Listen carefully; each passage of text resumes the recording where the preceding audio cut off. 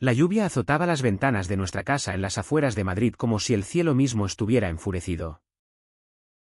Era una de esas noches en las que el mundo parece conspirar contra la tranquilidad. Y yo. Javier Ruiz. Un hombre de 45 años que había dedicado su vida a ser el pilar de su familia. Nunca imaginé que mi mundo se derrumbaría en cuestión de horas.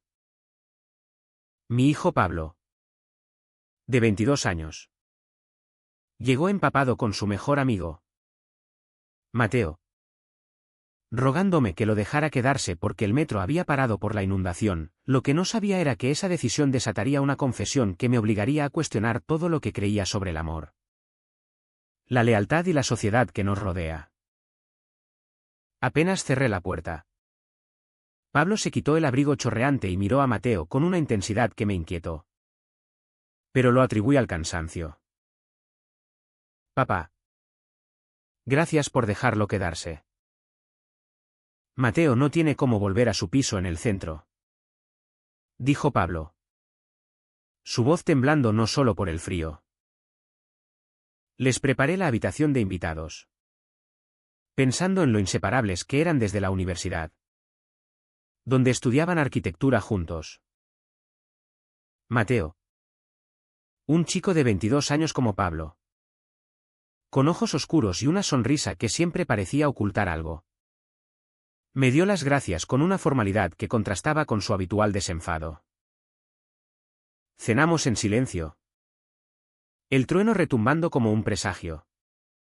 Y yo, viudo desde hace 5 años tras perder a mi esposa en un accidente, me sentía solo en esa mesa familiar que ahora parecía demasiado grande. Pero el shock vino después de medianoche.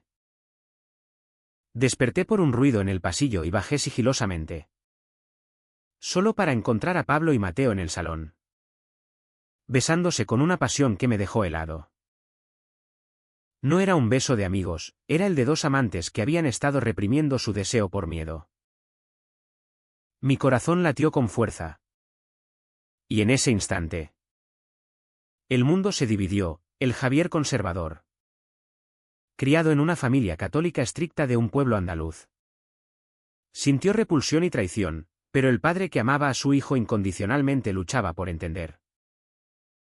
Me escondí en las sombras, incapaz de interrumpir, mientras ellos susurraban promesas de un futuro juntos, ajenos a mi presencia.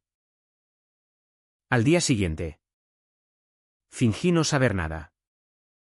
Pero la semilla de la duda ya había germinado. Pablo siempre había sido mi orgullo, inteligente, responsable, el primero en la familia en ir a la universidad.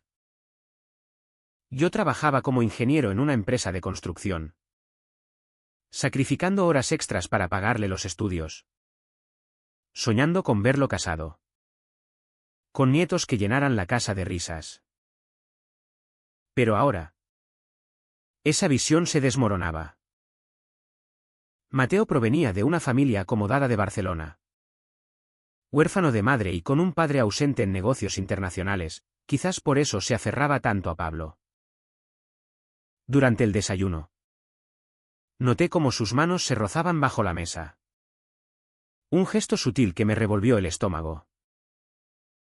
¿Todo bien, papá?, preguntó Pablo. Y yo asentí, tragándome las palabras que quemaban en mi garganta. El conflicto interno me devoraba.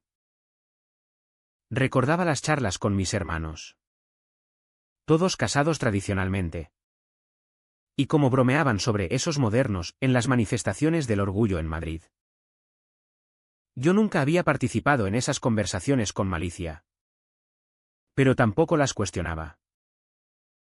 Ahora, enfrentado a la realidad en mi propio hogar, me preguntaba si mi silencio había sido complicidad con un sistema que oprimía.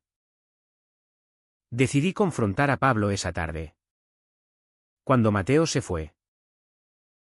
Hijo, necesito hablar contigo, le dije. Mi voz firme pero temblorosa. Él palideció, sabiendo que algo andaba mal. Sentados en el jardín. Bajo un sol que contrastaba con la tormenta interna. Le conté lo que había visto. Pablo rompió a llorar, admitiendo que amaba a Mateo desde hace 2 años. Pero que el miedo a mi rechazo y al juicio de la sociedad los había mantenido en secreto. ¿Por qué no me lo dijiste antes?, pregunté.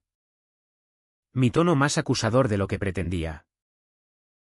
Pablo explicó las presiones, en la universidad. Los comentarios homofóbicos de compañeros, en la familia. Las expectativas de tíos y abuelos que aún veían la homosexualidad como un pecado, y en la sociedad española. A pesar de los avances legales como el matrimonio igualitario desde 2005. Persistían prejuicios en barrios conservadores como el nuestro. Pensé que me odiarías. Papá. Mamá siempre dijo que eras tradicional. Mencionar a mi esposa me dolió, ella. Más abierta. Quizás habría manejado esto mejor. Le aseguré que no lo odiaba. Pero internamente luchaba, ¿aceptar esto significaba traicionar mis valores? ¿O rechazar a mi hijo era la verdadera traición? Los días siguientes fueron un torbellino.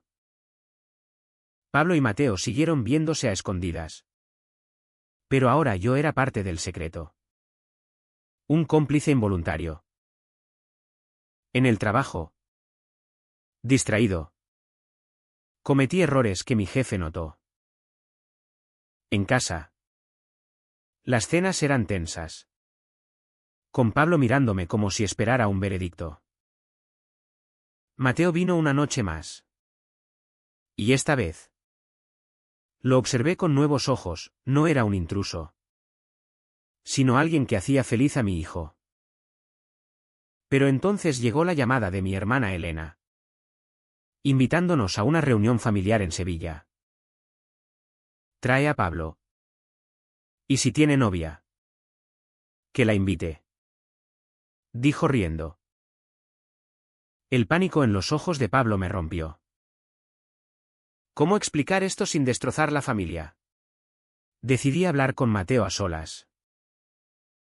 Lo encontré en el parque cerca de casa.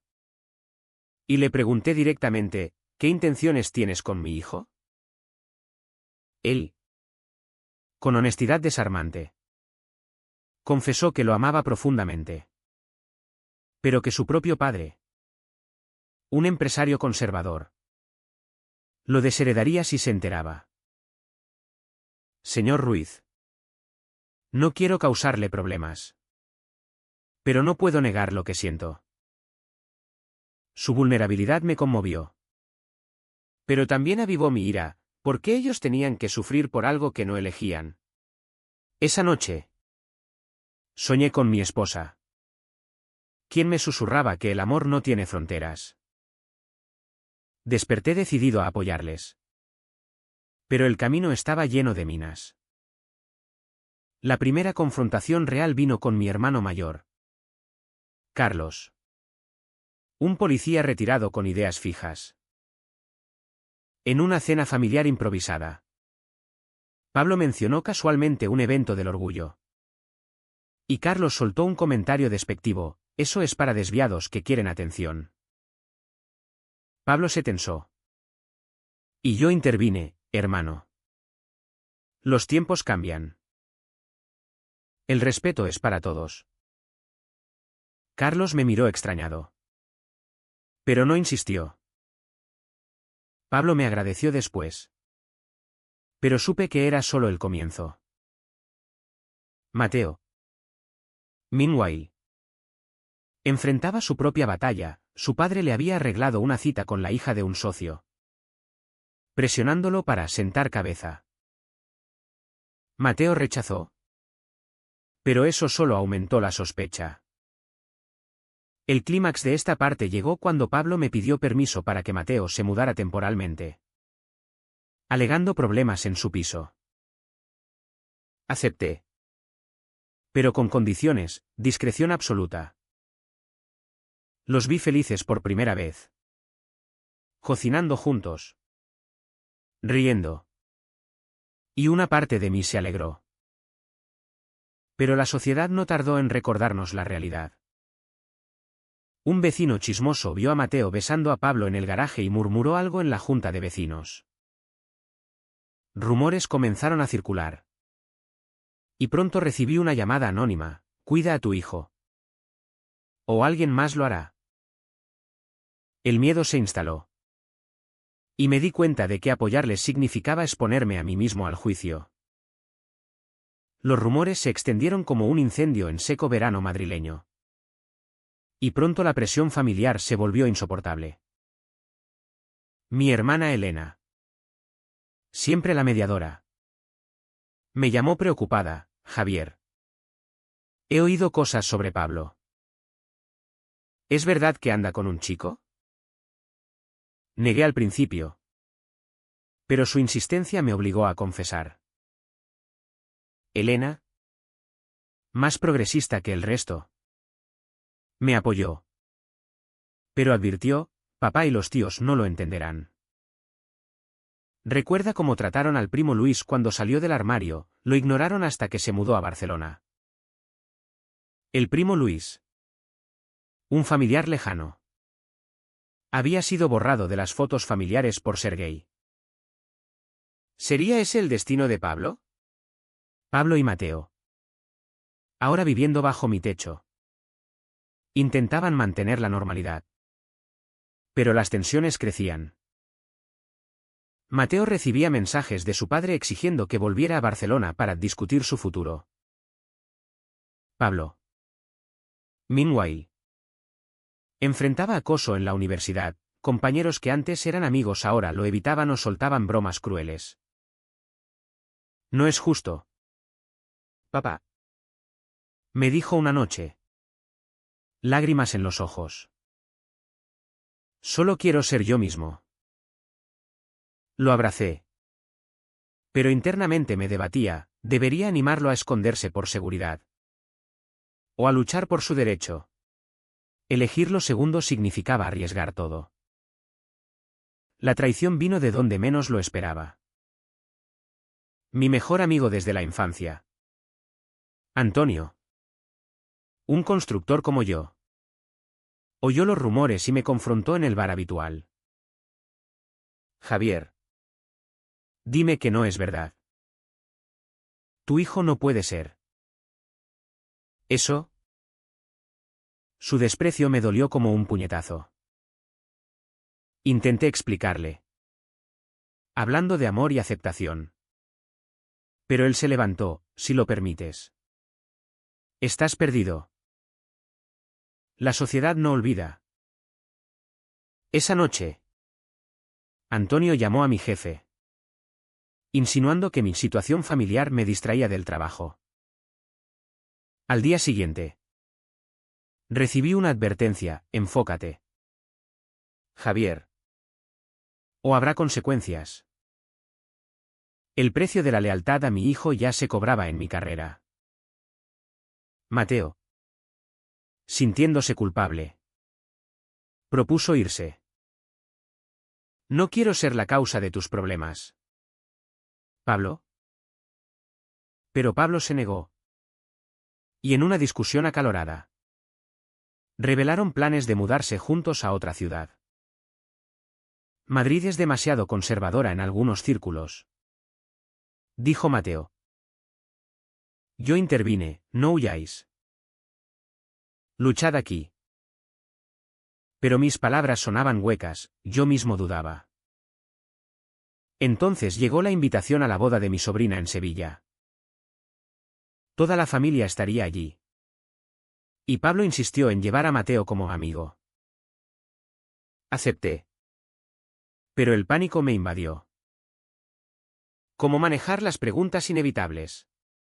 El viaje a Sevilla fue tenso. ¿En el tren? Pablo y Mateo se sentaron separados para evitar miradas. Un gesto que me enfureció. ¿Por qué tenían que fingir? ¿En la boda? La familia nos rodeó. Mi padre, un hombre de 80 años arraigado en tradiciones franquistas, abrazó a Pablo: hijo, ¿cuándo nos das una nuera?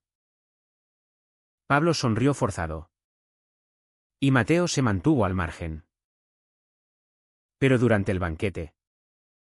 Mi hermano Carlos. ¿Ebrio? Confrontó a Pablo, he oído que eres maricón. ¿Es verdad? El silencio cayó como una losa. Pablo. Con voz temblorosa. Admitió, sí. Y amo a Mateo. Carlos explotó, eres una vergüenza. Fuera de aquí. El caos estalló. Mi padre palideció. Mi hermana intentó calmar. Pero Carlos no cedía. Yo me interpuse, es mi hijo. Y lo acepto tal como es. Carlos me empujó, entonces tú también eres cómplice. La familia se dividió, algunos apoyaron a Carlos. Otros se callaron. Pablo y Mateo huyeron del salón. Y yo los seguí. Encontrándolos en el jardín llorando. Lo siento. Papá. Dijo Pablo. Pero el daño estaba hecho. Al volver a Madrid. Mi padre me llamó, no vuelvas hasta que arregles esto. El rechazo familiar me dejó vacío. Cuestionando si mi apoyo valía la pena. Mateo enfrentó su propia crisis. Su padre. Enterado por rumores. Lo citó en Barcelona. Mateo viajó solo. Y al volver. Estaba destrozado, me ha desheredado. Dice que soy una decepción. Pablo lo consoló. Pero Mateo dudaba, ¿vale la pena perder todo por nosotros? Esa pregunta resonó en mí. Yo había perdido amigos. Respeto en el trabajo. Y ahora familia. Pero verlos juntos me recordaba que el amor verdadero exigía sacrificios. Decidí actuar, contacté a una asociación LGBT en Madrid para asesoramiento. Nos reunimos con un consejero, quien nos habló de derechos y resiliencia. La sociedad cambia. Pero empieza en casa. Dijo. Sin embargo, la presión social escaló. En el barrio. Pintadas homofóbicas aparecieron en nuestra puerta, fuera pervertidos. Pablo recibió amenazas anónimas en redes sociales. Mateo. Temiendo por su seguridad. Sugirió romper. No puedo verte sufrir por mí. Pablo se negó. Pero la tensión los distanció. Yo. En medio. Me sentía responsable. En el trabajo. Mi jefe me degradó, tus problemas personales afectan al equipo. El costo económico se sumaba al emocional. Una noche. Pablo colapsó bajo el estrés. Sufriendo un ataque de ansiedad. Lo llevé al hospital. Donde el médico recomendó terapia. Allí. Mateo y yo esperamos juntos. Señor Ruiz. Gracias por no abandonarnos. Dijo Mateo. Por primera vez. Lo vi como familia. Al salir Pablo. Decidimos unirnos más. Pero entonces llegó la noticia, Carlos planeaba una intervención familiar para corregir a Pablo. El horror me invadió. ¿Hasta dónde llegarían? La intervención familiar se convirtió en una batalla campal emocional. Carlos organizó una reunión en casa de mi padre en Sevilla. Obligándonos a asistir. Pablo.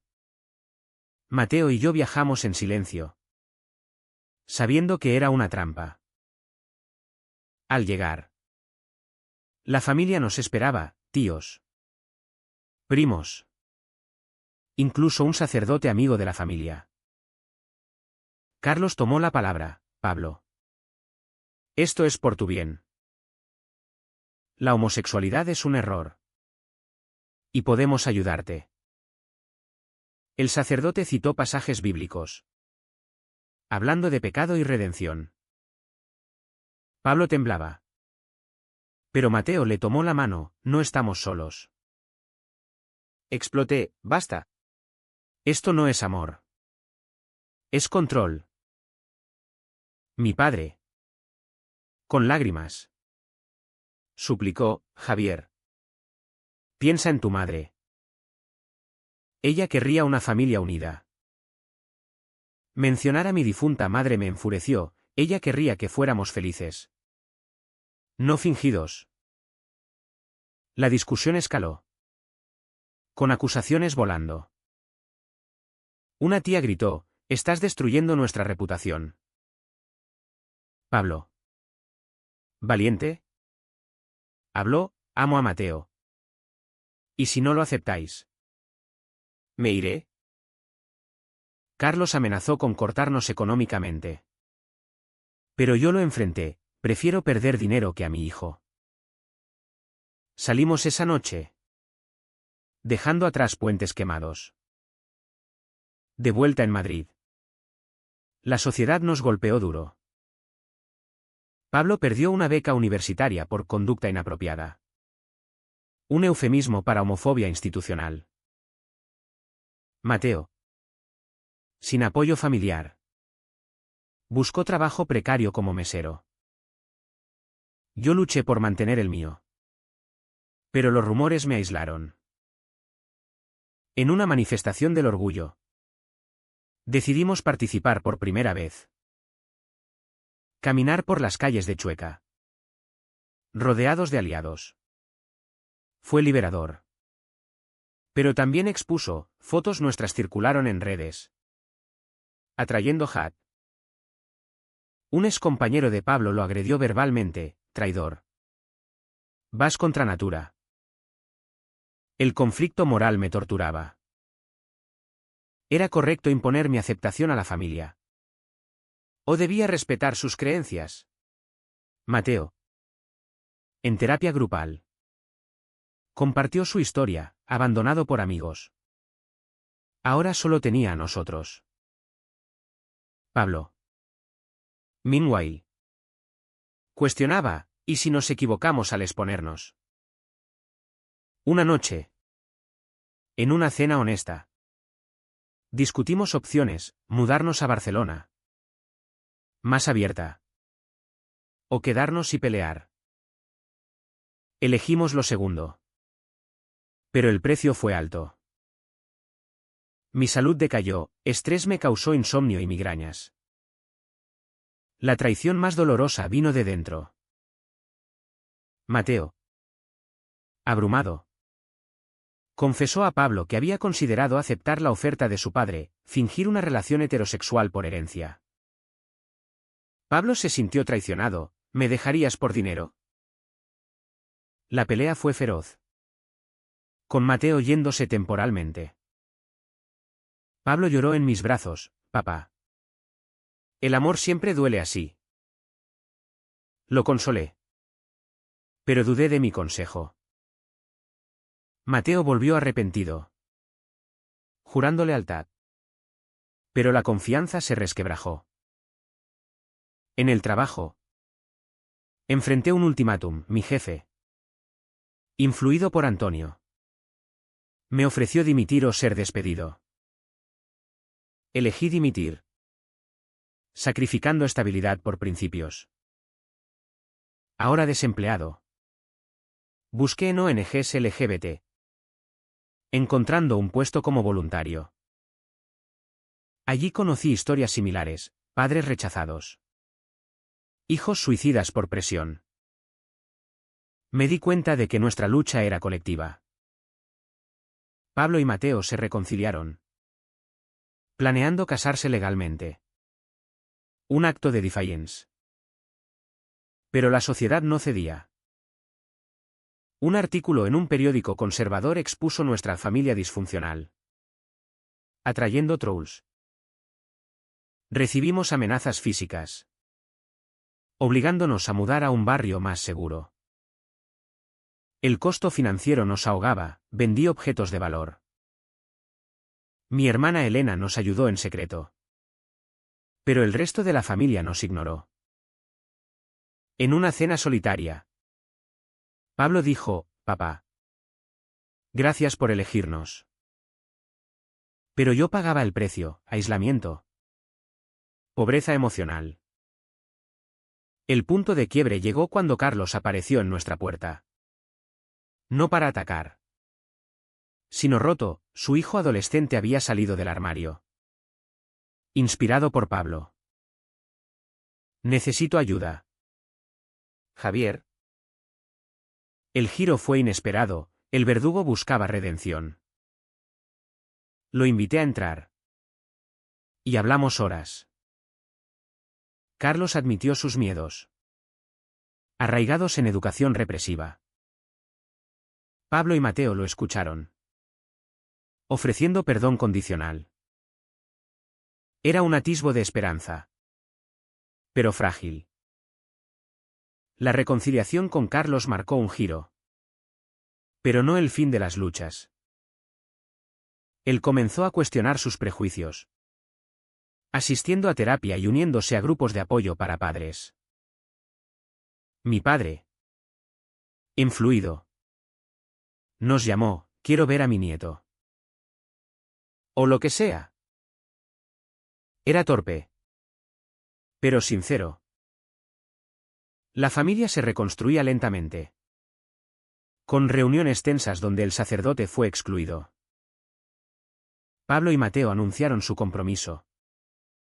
Planeando una boda pequeña en Madrid.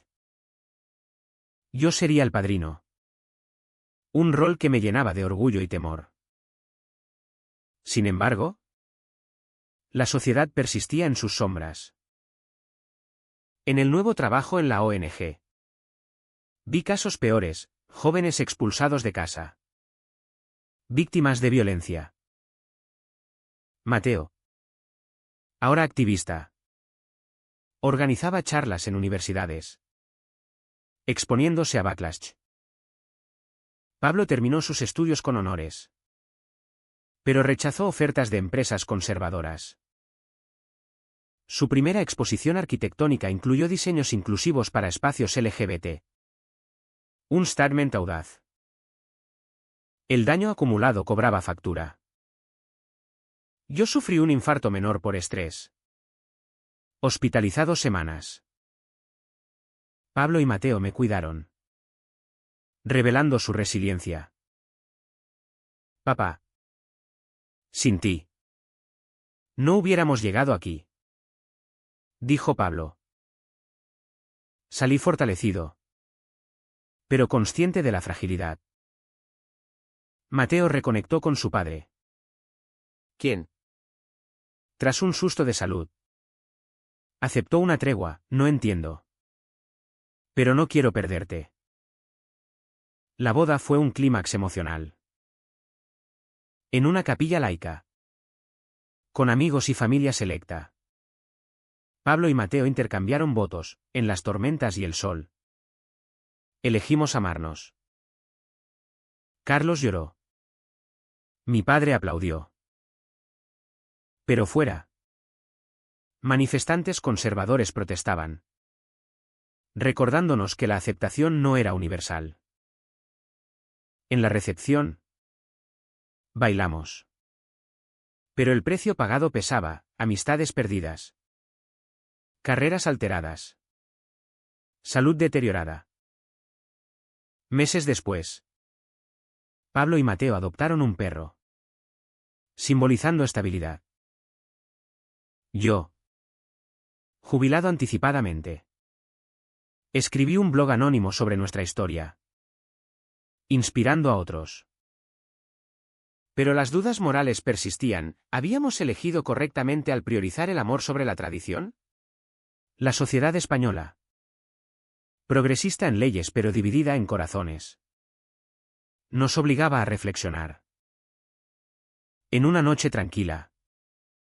Mirando las estrellas desde el balcón. Pablo preguntó, ¿valió la pena? Papá. Asentí. Pero internamente debatía. Habíamos ganado libertad. Pero perdido inocencia. Mateo añadió, el cambio duele. Pero estanca menos. Su unión florecía. Pero las cicatrices permanecían. Al final. Tras todos los enfrentamientos, traiciones y despertares, nos encontramos más fuertes. Pero marcados. La vida continuó. Con altas y bajas. Recordándonos que el amor exige coraje. ¿Fue correcto desafiar las normas sociales y familiares por la autenticidad personal? ¿O debimos ceder para preservar la paz?